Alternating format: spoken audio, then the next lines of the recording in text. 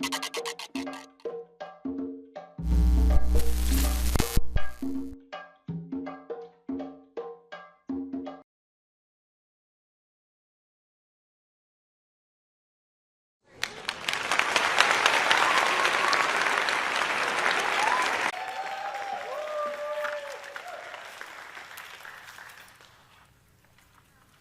you know that chances are you and nearly 100% of Americans are living in a toxic trap? According to the Environmental Protection Agency, indoor air pollution can be 2 to 5 times higher in our homes than outdoors. You're probably asking yourself, how is it possible that my indoor air quality can be worse than the outdoor air quality? A thought-provoking question, but the answer is simple. What's behind your walls matters. I know you're thinking, what and how can something behind my walls create indoor air pollution? Here's how. Nearly 90% of Americans have foam or fiberglass insulation treated with fire retardants installed in their homes. These synthetic insulations release toxins not only during new construction installs, but continuously as the insulation lies in our walls. For decades, synthetic insulation, like foam and fiberglass, can release toxins into our living spaces through ducts and vents, making us sick, and in some cases, linked in research to serious illness, including certain cancers. Are you concerned? Good. You should absolutely be very concerned, not only for you and your friends and family, but also for future generations. Research suggests prenatal exposure to these toxins can increase certain health risks in the child.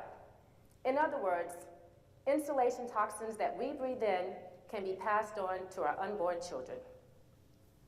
Before I elaborate on the health effects of toxic insulation on our children, let's take a moment to define toxins. Toxins are poisonous substances, period. The toxins you will hear me talk about, including isocyanate, styrene, hexabromocyclododecaine, just to name a few. These toxins are often unrecognizable. They are in words such as acronyms and technical names that make them unrecognizable to the public. And in some cases, familiar words like flame retardants, which, by the way, don't increase fire safety. These toxins cannot be hidden. The facts are there. Studies by the Environmental Working Group have found PBDE flame retardants, a toxin, used in synthetic insulation in breast milk samples across the US. TDCPP also can be found in over 96% of US household dust samples across the US. This toxic dust that we find on the floors of our homes becomes ground zero for our children as they crawl and play. TDCPP is linked to liver and brain tumors in animal studies and can also be found and recognized as a carcinogen under California's Proposition 65. Studies also show children exposed to formaldehyde, a toxin resin that's used in insulation, have a higher risk of asthma. The illnesses associated with toxins in our insulation goes on and on. I know firsthand what human exposure to toxins looks like. As a young child growing up in Baton Rouge, Louisiana, I remember thinking how fascinating the fire and smoke coming from the chemical plants looked by day and how cool the lights from these chemical plants looked by night. It wasn't until my high school years that my fascination for the fire and smoke and the cool lights began to fade. A childhood friend of mine was a star high school football player, headed off to college on scholarship. Instead of playing and battling for the state championship, he found himself battling stomach cancer in a far away from home Texas Children's Hospital. What was the cause of his cancer at such a young age? While we can't say with certainty what was the cause of his illness, data research points to families in similar communities like his suffer from heightened health risk due to toxic chemical exposures. My childhood friend survived his stomach cancer, but not without sacrifice. Sadly, my childhood friend's story is not an uncommon story in Louisiana. A stretch of land along the Mississippi River between Baton Rouge and New Orleans, nicknamed today Cancer Alley, is home to more than 200 chemical plants and refineries. My grandfather worked at an insulation manufacturing plant located in the shadows of Cancer Alley. He died after years of working with insulation containing asbestos, a substance later proven and well recognized to offer or provide, cause serious illness when exposed.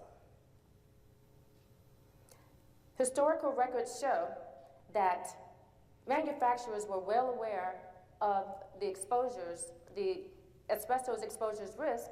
However, families and workers were not fully informed.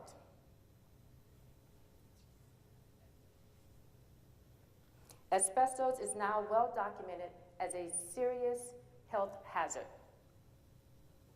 Because of the toxins and respiratory hazards contained in synthetic insulation, OSHA now requires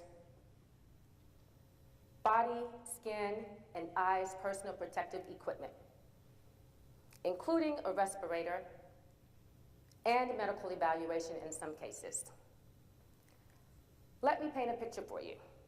Imagine an insulation contractor arrives at your home dressed in essentially a hazmat suit. You can't see the insulation contractor's body, skin, or eyes. The insulation contractor says to you, "Good afternoon. I'm here to install your new energy-efficient insulation." You, standing in the doorway dressed in shorts and a t-shirt, kindly say, "Welcome, and thank you for installing my new insulation." Think about it. What's wrong with this picture?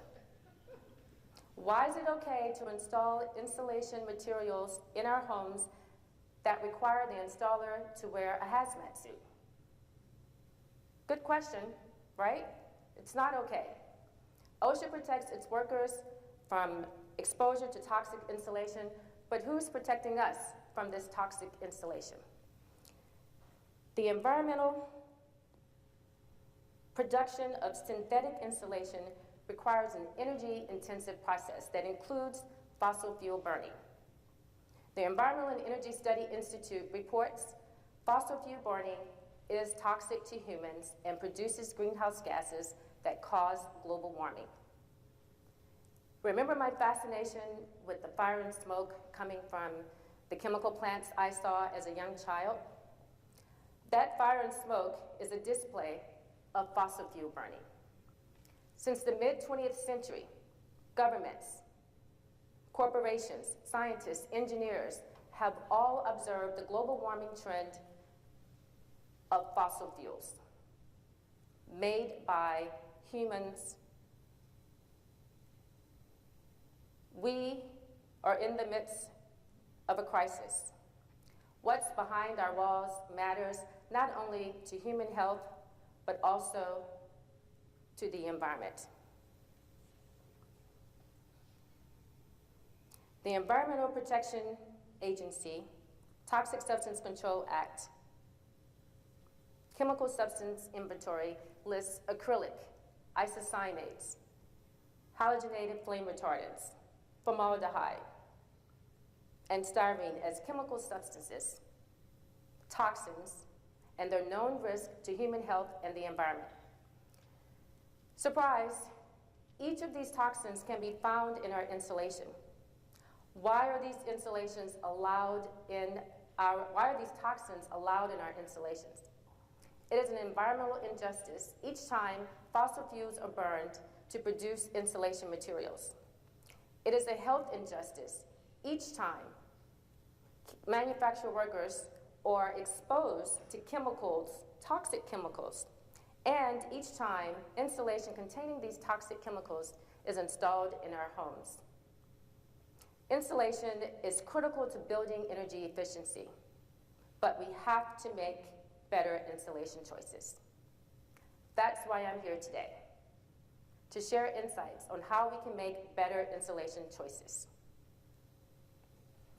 As a Girl Scout, I was taught if you're not part of the solution, you are part of the problem. Building on my training as a Girl Scout, I decided to be a part of the solution by becoming an engineer. So, after graduating high school, I packed my bags and I headed to Howard University to earn my Bachelor of Science in Mechanical Engineering. As an engineer, we take an oath to prioritize human health, safety and welfare, and to guard the environment.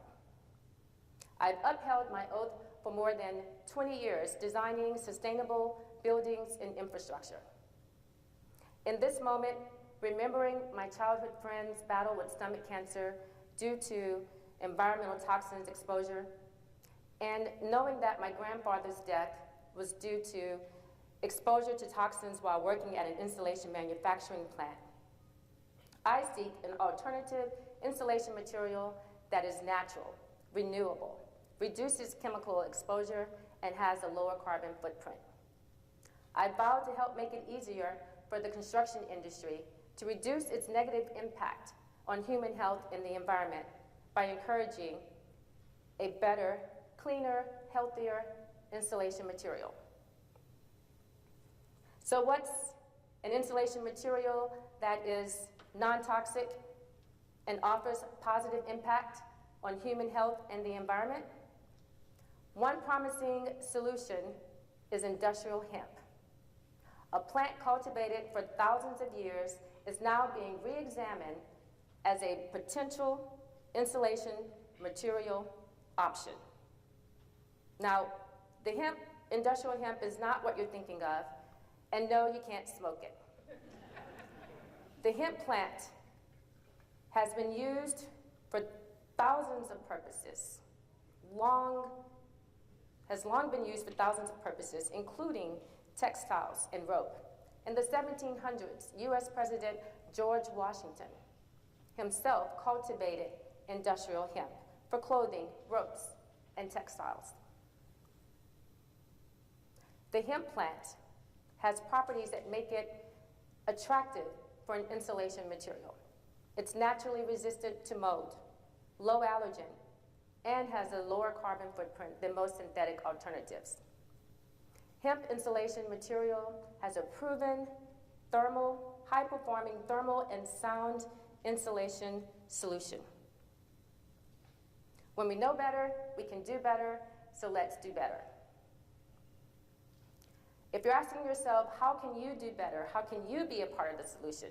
Here's how. When you build or renovate your home, choose a natural insulation, like a hemp insulation material. Avoid synthetic insulation.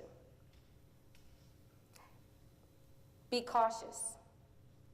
Synthetic insulation products marketed as green or sustainable can often have toxic chemical additives in their fire retardants.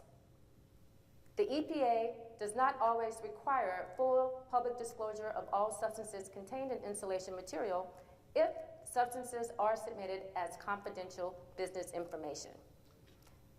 Meaning, consumers may not have complete information about what's inside an insulation product.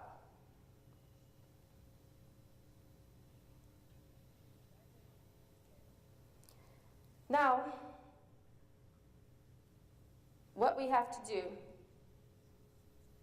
as another option, the Consumer Product and Safety Commission could also play a role in removing toxic insulation from our homes. To all my Gen Xers, remember once upon a time, lead-based paint was normal in our homes? Lead-based paint risks had been known since the 1940s and 50s, but lead-based paint continued to be allowed in our residential homes.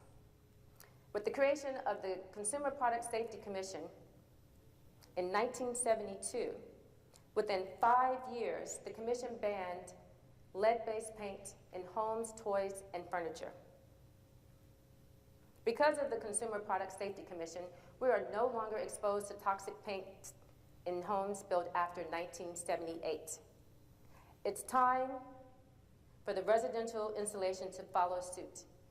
It's time to reconsider whether certain synthetic insulations belong in our homes. The synthetic insulation industry is a multi-billion-dollar sector. Its environmental and health impacts are under growing scrutiny. How many more young people must see their lives disrupted because of preventive illness? How many more workers must face illness because of occupational exposures? How many more families must face asthma, cancer risk, and other health impacts because of exposure to toxins due to insulation and environment before we take action? I know this is a lot to take in, and it can feel overwhelming. These issues stir deep emotions: fear for our health, frustration with slow progress, and even anger with profits being prioritized over people. But I'm optimistic. The health risks of certain synthetic insulations are under increasing documentation. Consumers are more informed and more demanding of insulation that's non-toxic, allergen-free, and has a low carbon footprint. I'm optimistic. The future, I can see healthy insulation becoming the norm. I'm optimistic. I believe together we can build healthier, more sustainable communities. Together, we can be unstoppable.